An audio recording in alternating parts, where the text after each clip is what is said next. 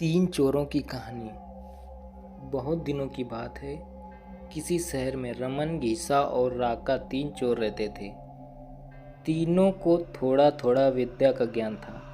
तीनों चोरों को विद्या का ज्ञान प्राप्त होने के कारण बहुत घमंड था। विद्या द्वारा तीनों चोर शहर में बड़े बड़े लोहे की तिजोरियों को तोड़ देते थे और बैंकों को लूट लिया करते थे।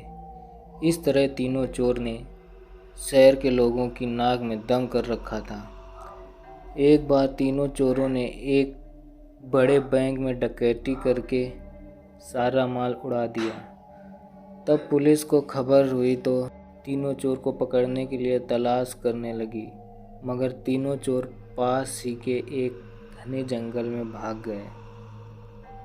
तीनों चोरों ने देखा कि जंगल में बहुत सी हड्डियां बिखरी पड़ी हैं। रमन ने अनुमान लगाकर कहा, ये तो किसी शेर की हड्डियां हैं। मैं चाहूँ तो सभी हड्डियों को अपनी विद्या के ज्ञान द्वारा जोड़ सकता हूँ। घीसा को भी विद्या का घमंड था, सो वह बोला, अगर ये शेर की हड्डियां हैं तो मैं इनको अपनी विद्या द्वारा शेर की खाल तैयार कर उसमें जान डाल सकता हूँ।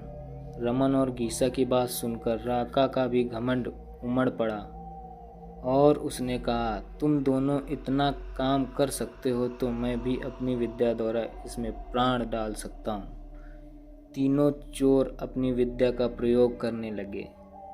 कुछ देर बाद रमन ने सारी हड्डियों को जोड़ दिया और घीसा ने शेर की हूबहू जान डाल दी। थोड़ी देर में तीनों चोर सामने एक जीवित भयानक शेर को देखकर थर थर कांपने लगे, मगर शेर के पेट में तो एक दाना नहीं था।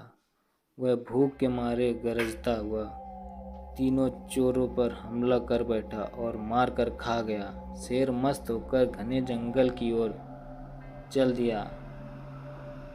कहानी से शिक्षा। दोस्तों, इस कहानी से हमें यह शिक्षा मिलती है कि कभी घमंड नहीं करना चाहिए। घमंडी को हमेशा दुख का ही सामना करना पड़ता है।